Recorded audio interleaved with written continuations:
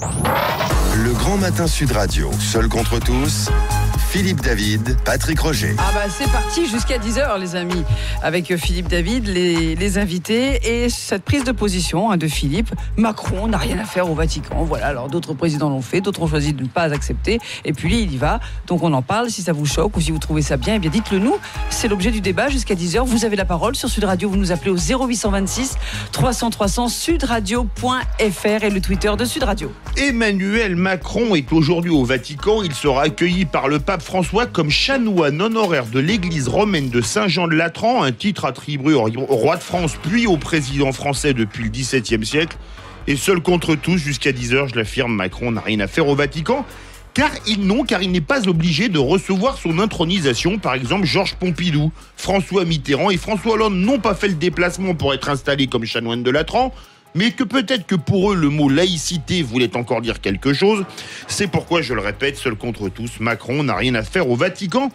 Car président de la République, c'est un titre d'un autre niveau que chanoine, même si j'ai beaucoup de respect pour le chanoine Kir, qui nous a concocté un délicieux breuvage. Oui. Mais Alors, je rappelle quand vôtre. même que la France est un État laïque et que donc, il n'a pas à devenir chanoine, à devenir imam ou à devenir rabbin. C'est pourquoi, je le répète, seul contre tous, Macron n'a rien à faire au Vatican. Car en plus, il n'est franchement pas clair sur la laïcité.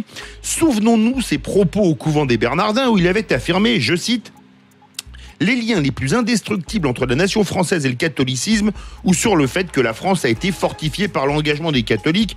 Son déplacement au Vatican est donc une nouvelle atteinte à la laïcité. C'est pourquoi, je le répète, Macron n'a rien à faire au Vatican.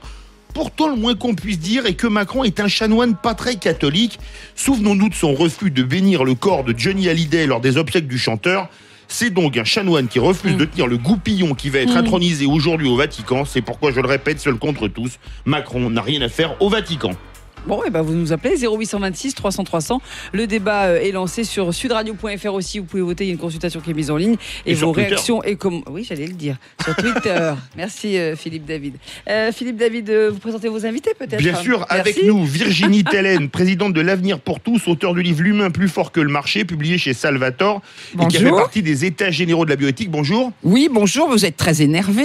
Je suis totalement calme. Mais vous... Totalement calme. Et Jean-Michel Ducomte, président d'honneur de la Ligue de l'enseignement, professeur de droit constitutionnel à Sciences Po Toulouse. Bonjour. Bonjour.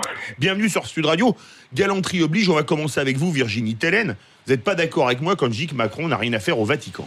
Écoutez, ou alors à ce moment-là, on efface toute l'histoire. Comment on fait? On efface les rois, les présidents de la République, on efface 52% de croyants en France, 37% 52% de croyants en France. De croyants et plus les agnostiques, c'est-à-dire des gens qui pensent quand même que Dieu peut-être est là, c'est important, et il se rend à l'endroit, on va dire, qui est quand même le phare de la croyance avec le pape des croyants, le pape François. D'autant que c'est un pape, excusez-moi, qui, par beaucoup d'égards, est sur des positions assez proches d'Emmanuel Macron.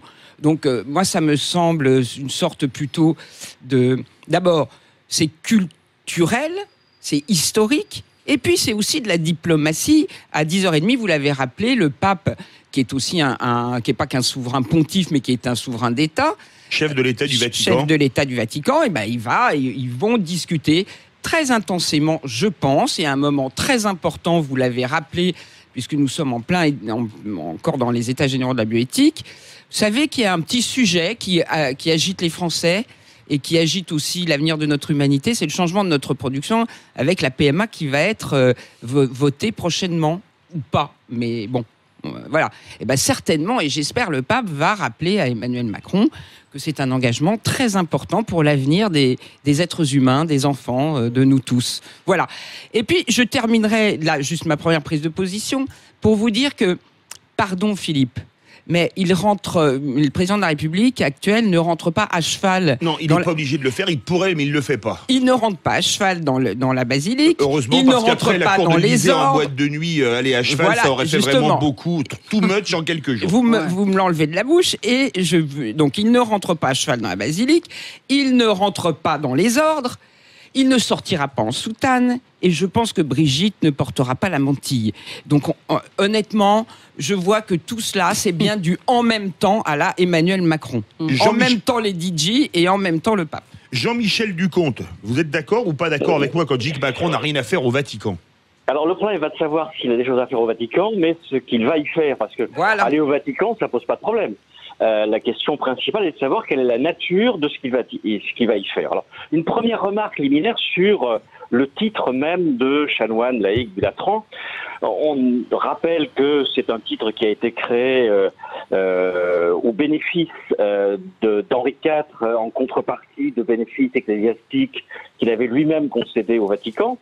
Mais ce qu'on ne dit pas, c'est que ce titre-là, s'il s'est transmis des rois au chef de l'État après la Révolution française, sa revendication est relativement récente dans le cadre républicain, puisque c'est René Coty qui, à la fin de la 4e République, a restauré la possibilité pour le chef de l'État d'aller revendiquer sur place le titre de chanoine laïque du Latran. Donc on n'est pas en présence d'une sorte d'histoire ininterrompue depuis le XVIIe siècle, on est en présence d'une réminiscence introduite à la fin de la 4e République d'une revendication du titre. Ça fait donc 60 ans. Voilà. Alors, en ce qui concerne la visite du président Macron au Vatican, je distinguerai très nettement ce dont il va débattre avec le monarque des 44 hectares du Vatican et par ailleurs le chef de l'Église catholique, dans le cadre d'un entretien particulier de nature diplomatique, et la cérémonie qui va se dérouler à Saint-Jean-de-Latran, où là, effectivement, on peut considérer que le décorum est un petit peu à la fois suranné et en même temps peut poser problème, notamment si on le rapporte à ce que vous aviez indiqué d'ailleurs en commençant, aux propos qui avaient été les siens dans le cadre des Bernardins, où effectivement, moi je pense qu'il n'y a rien à réparer. Tout simplement, aujourd'hui, depuis 1905, existe un principe de neutralité confessionnelle de l'État et de ses services publics. Et à cet égard, le président de la République, d'ailleurs, l'hésitation qui a été la sienne lors des obsèques d'un chanteur célèbre est démonstrative du fait qu'il sait pertinemment qu'il y a des gestes qu'il ne faut pas faire.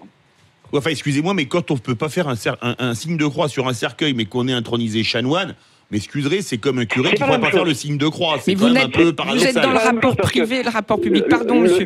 Le titre de chanoine laïque est un titre qui est accordé par voie de conséquence de l'attribution du titre de chef de l'État. Un peu comme celui de coprince d'Andorre. Enfin, ça fait pas... Et puis, je ne sais pas si vous le savez, mais le président de la République est chanoine d'honneur de quantité de chapitres. Ah bah voilà, il y en a une dizaine à peu près de chapitres en France, d'abbayes, dont le président de la République est chanoine d'honneur. À aucun moment, un président de la République française n'est venu rechercher son titre ou s'asseoir dans la stalle du chapitre où il devait prendre place. Mais justement, Virginie Tellen, Georges Pompidou, François Mitterrand et François Hollande ne s'étaient pas fait introniser. Est-ce que vous croyez... À l'inverse, sous le contrôle de monsieur le professeur d'histoire, je crois que Paul Doumer, qui lui était loin d'être croyant. C'était sous la 3e République, la Paul Doumer. Eh ben oui, mais il est allé chercher le titre, je crois, et il était... Non, à l'époque, ça ne se pratiquait pas. Ah non, ça ne se pratiquait pas? Non, ça a été... La 3e République n'a pas pratiqué, de la part des chefs de l'État, la revendication de titre. Ah bon? Il y a une renaissance de la pratique sous la 4e République. D'accord. Mais enfin, bon, en tout cas, on sait qu'Emmanuel Macron a demandé le baptême à 12 ans. On sait qu'il a des valeurs chrétiennes assez ancrées. Il a épousé une femme qui est catholique. Même si, bon là, il y a quelques questions quand même. Hein. Un enfant de 16 ans sorti avec une femme de 39 ans. Oui, et bien justement, ça bouscule. Oui, ça bouscule un peu les codes. Ça bouscule les codes. Ouais. Évidemment que moi, je n'aurais pas pratiqué de la même façon. D'ailleurs, je ne l'ai pas fait. Mais voilà, voyez que nous sommes dans un monde qui est en mouvement. Oui, je ne vais pas faire l'apologie d'Emmanuel Macron à ce micro. Mais en revanche, il faut quand même nuancer un peu les choses. Il a aussi été très soutenu au deuxième tour, pas au premier, mais au deuxième tour des élections présidentielles, par toute une partie des catholiques qui n'a pas voulu voter pour Marine Le Pen. Il ne faut pas oublier qu'aujourd'hui, il a besoin aussi, notamment, encore une fois, parce qu'on est sur deux sujets très sensibles, les migrants sur lesquels il a une position plus ferme que ce qu'on attendait, et que le pape, en revanche, a une position de pape, c'est-à-dire morale, d'accueil des personnes, et que par ailleurs, en revanche, sur la PMA, et sur les lois bioéthiques, c'est-à-dire l'évolution de notre propre nature, notre nature de nos lois de la vie, il est évidemment plus en avance que le pape n'est plus en retrait. Qui défend la vie, ce que je fais moi-même, ce que nous avons fait moi-même. C'est le débat actuel. Donc, évidemment, on peut dire qu'il fait du en même temps. C'est ça que je vois aujourd'hui. Mais il renoue aussi avec cette tradition qui est très importante, qui est d'aller prendre un titre honorifique pour la France. Il va recevoir au Latran une prière pour la France. Quelque part, même évidemment, il est le représentant de tout ce pays qui reçoit une bénédiction, c'est-à-dire que ce pays va être mis sous une protection de Dieu. Pour ceux qui croient, c'est très important. Oui, mais ça ne concerne Jean-Michel qu'une partie. Oui, cette partie, mais... Mais peu importe. Disons que ces gens-là, ils recherchaient à titre personnel une bénédiction qu'ils souhaitent, mais c'est pas au chef de l'État de s'investir du rôle de faire bénir des personnes qui seraient croyantes. Moi, je considère que on a beaucoup souligné le fait qu'il serait, je ne sonde pas les cœurs et les reins, qu'il serait de culture ou de confession catholique. Très bien. Et il est baptisé. Il est baptisé. J'ai pas d'objection à formuler là-dessus. Il est chrétien. Oui, étant un croyant, moi je ne me pose pas ce type de questions, mais je pense qu'il est président de la République non pas parce que chrétien, mais quoique chrétien. La qualité de chrétien ou de catholique qui est la sienne est indifférente dans l'exercice des fonctions qui lui sont reconnues par la Constitution. Il gouverne la France en ne se fondant pas sur les présupposés idéologiques qu'implique sa croyance religieuse. Donc en fait, vous n'êtes pas d'accord pour qu'il aille au Latran? Au Vatican. Non, pas au Vatican. Oui, bien sûr. Non, au Latran. Dans la basilique, vous n'êtes pas d'accord?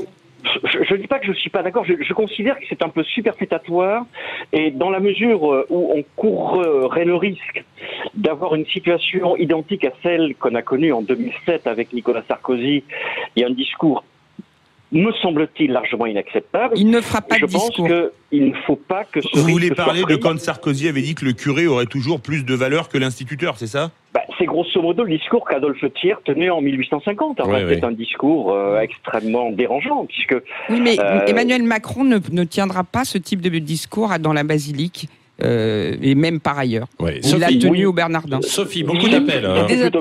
C'est plutôt bien, mais le cérémonial qui... Disons que le fait de ne pas aller au Latran ne le priverait pas du titre qui lui est attribué nécessairement par François Hollande était chanoine laïque du Latran. Absolument. Même s'il n'avait pas été revendiqué le titre. Disons que c'est la démarche d'officialisation de la revendication du titre qui peut poser problème. On va au standard maintenant. 0826 300 300 avec Chantal qui nous appelle de l'Aveyron. De l'Aveyron. Quel Aveyron aussi. De l'Aveyron. Oui. Langue à fourcher, qu'est-ce que je vous dis. Voilà. Bonjour Chantal. Bonjour Chantal, bienvenue sur Sud Radio. Bonjour à tous, oui. Écoutez, moi je déplore le fait que Macron s'occupe plus des catholiques que de la République laïque. Il ne défend pas la laïcité et la République laïque quand il fait ce genre de voyage. Voilà. Et je suis d'autant plus gênée que d'abord il y a au moins 60% de gens qui sont incroyants en France. Mais enfin bon, ça non. c'est un... Non, j'ai pas ces chiffres. Non, madame, excusez-moi, je n'ai pas ces chiffres. Enfin bon, ça fait rien. Les gens, je respecte leurs croyances, mais pas la domination par contre. Donc, si vous voulez, moi je déplore ce fond de culture judéo-chrétienne quand je vois comment on traite les handicapés, les prisonniers, tout ça en France. Pardon madame, s'il y a bien des gens qui s'en occupent, pardon madame, s'il y a bien des gens qui s'occupent des handicapés, qui s'occupent des personnes qui sont à la rue, pardon, ce sont les associations chrétiennes, catholiques, protestantes et d'ailleurs croyantes, juives et musulmanes. Madame, je ne suis ni croyante ni en religion et j'ai toujours agi dans les associations, mais effectivement, mais laïques probablement. Donc vous n'avez pas la panacée de la charité. Absolument. Non, vous n'avez pas le monopole. Tout à fait. J'ai pas dit ça, madame. Moi, je voulais simplement dire, je déplore ce fait parce qu'on donne trop de place aux religions alors que nous sommes dans une république laïque. Voilà.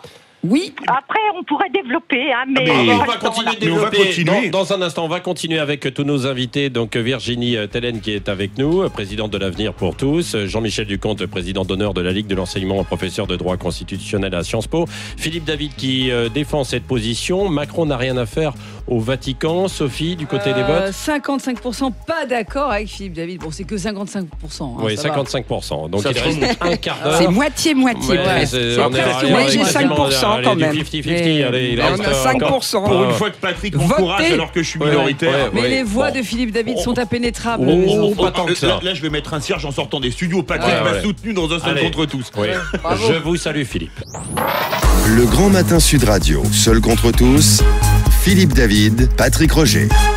Bon, point de genuflexion là ce matin, hein, parce qu'on parle beaucoup d'Emmanuel Macron qui va au Vatican aujourd'hui. Eh bien, il n'a rien à y faire pour Philippe David. Alors, vous, qu'en pensez-vous? 0826 300 notamment, bien sûr, hein, Sophie. Combien alors? Toujours 55%? Non, je crois que c'est passé à 50-50. C'est très serré. C'est moitié-moitié. 50-50, je vous l'avais dit. C'est très serré. Alors, on a Eurasienne qui nous dit... des prolongations.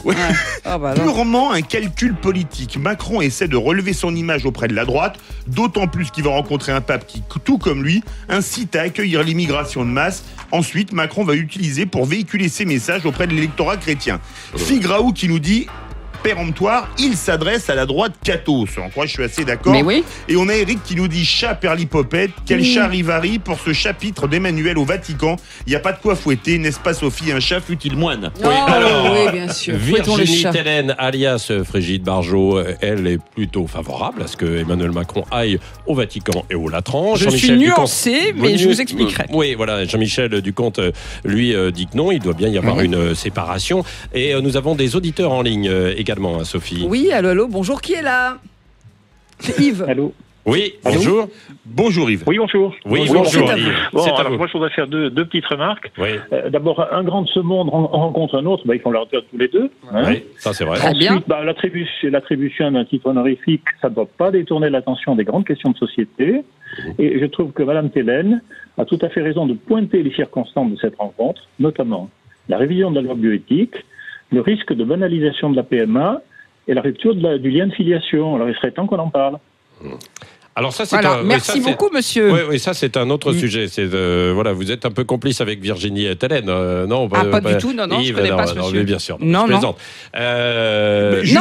Pardon, je reprends. Je me suis renseigné. Je me suis renseigné avant de venir et à votre charmante invitation. Oui. Les 3 sujets, j'ai lu dans la Croix, qui seront abordés, sachant que c'est le pape. Là, il va commencer dans quelques minutes, à 10h30. Sachant que c'est le pape qui a l'ordre des sujets. Les migrants, oui.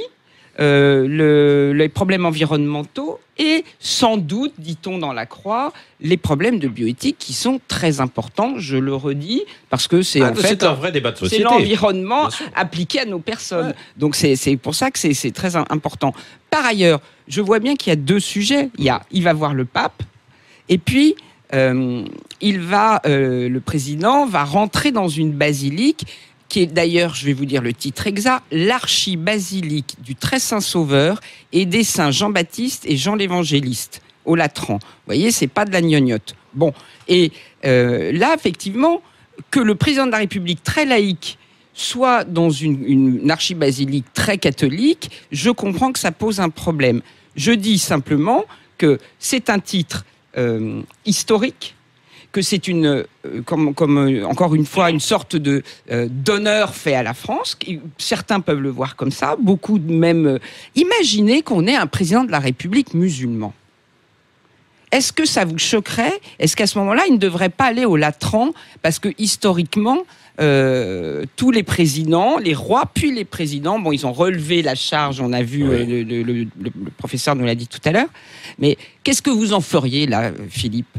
Imaginez je comprendrais parfaitement qu'ils ne veuillent pas aller au Latran. Oui. Jean-Michel Ducomte est toujours avec nous. Hein. Qu'est-ce que vous en pensez de ce que vient de dire Virginie Tellen? Et si c'était un président musulman? Vous savez que ça arrive dans d'autres pays? Non, mais la question se posait en les mêmes termes. Le président musulman pourrait y aller éventuellement, mais avec les mêmes réserves. C'est que sa qualité de musulman, la qualité qu'il revendiquerait de musulman, parce que moi je m'interdis d'attribuer à quelqu'un une qualité que lui-même ne revendique pas.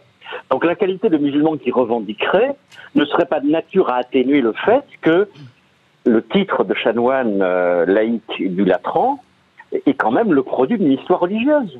Et pose l'histoire, on ne la réécrit pas, donc là-dessus il n'y a pas de difficulté, mais il faut la rendre compatible avec le principe de neutralité confessionnelle des institutions.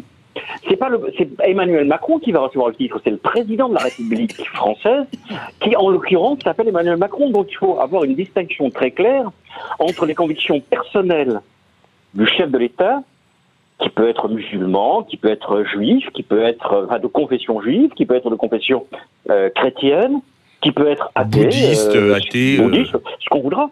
Moi, je n'ai aucune objection à formuler là-dessus, puisque c'est la démarche d'un individu. Mais lorsqu'il incarne l'institution républicaine, mais j'ai toujours de la pas présidence compris. de la République... Pardon, monsieur le professeur, j'ai toujours pas compris. Vous n'êtes pas d'accord pour qu'il aille dans la basilique, c'est ça ? Oui, je considère que qu'il aille au Vatican, ça me paraît tout à fait légitime. Sa présence dans la basilique me paraît superfétatoire. D'accord, on est en désaccord là-dessus. Okay. Oui, tout à fait. Alors que moi, je pense que c'est un honneur c'est une tradition historique, c'est une tradition honorifique. Il y a un vrai chanoine en ce moment à la basilique. Encore une fois, il y a un vrai curé. Il ne devient pas curé. Virginie, il y a plusieurs chanoines. Il y a plein de chanoines à la basilique. Il y en a plein. Les chanoines sont les membres d'un chapitre. D'accord. Mais merci de faire la son catholique. Vous disiez, j'espère que le pape va lui parler de la bioéthique, etc. Bien sûr. Moi, je prie pour ça. Moi, je trouve ça hyper choquant qu'un chef d'État étranger, parce qu'il est chef d'État du Vatican, il est chef d'État, le pape, vienne s'immiscer dans la politique intérieure française. Moi, ça me choque à un point. Mais alors, il s'immisce pas. S'il va dire ne faites pas la loi sur la. Non, mais il est dans le débat. Est-ce que vous accepteriez que Poutine ou Trump disent à Macron, il faut faire ci, il faut faire ça? Tout le monde crierait au scandale.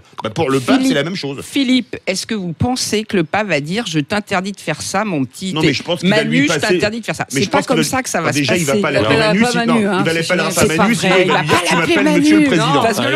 Sinon, on va le recadrer sévère. Bon, écoutez, je suis désolé de dire que nous sommes dans des sujets politiques très lourds. Nous sommes dans la semaine des Gay Pride. C'est la Gay Pride de New York dimanche. C'est la Gay Pride samedi à Paris. Et c'est en même temps la semaine des ordinations des prêtres en France. Dans toute la France, on est en train d'ordonner des prêtres. Donc, vous voyez que deux sujets éminemment conflictuels, l'approche des deux. Ils sont pas de même nature. Aujourd'hui, la politique se joue entre la vision de la liberté de l'être humain qui est revendiquée par les LGBT et une certaine soumission à la nature qui est celle des croyants. C'est quand même ça qui est en train. Sur la nature, vous y allez. Jean-Michel Ducomte. Et là, le pape peut rappeler des principes. Laissez Jean-Michel Ducomte. Que d'un côté, les LGBT manifestent en demandant à ce qu'ils des droits de faire des enfants seuls. À ce qu'ils soient traités dignement. Que l'Église catholique désigne des représentants du culte afin de se perpétuer. Là, j'ai aucune difficulté à l'admettre. Mais que on prive le Parlement français de la capacité de dire, à un moment déterminé, si la PMA est ou non acceptable. Je suis plutôt favorable, moi, à la PMA. Enfin, je suis même favorable à la PMA pour les couples homosexuels. Et pour les femmes seules À la limite, pourquoi pas Je pense qu'aujourd'hui, on est en train de mélanger volontairement les questions de procréation et les questions de parentalité, qui sont deux questions totalement différentes. Allez, ça c'est un autre sujet, on l'abordera. C'est un sujet, mais non mais c'est vrai. Jean-Michel Ducomte. Ce que disait ce que pourrait dire le pape, je pense que le pape n'est pas là pour défendre quelque chose qui serait contraire à la doctrine qu'il a toujours défendu, que l'Église a toujours défendue, mais je pense qu'à l'inverse, le président de la République aura toute liberté pour précisément s'affranchir de ces concepts. Merci Jean-Michel Ducomte, Virginie Tellen. On arrive à la fin de l'émission. Il m'a béni le pape aussi. 50 pour les résultats. Et pour l'union civile. 50-50. Voilà. 50-50. Bravo. Dans un instant, Valérie Expert. À demain.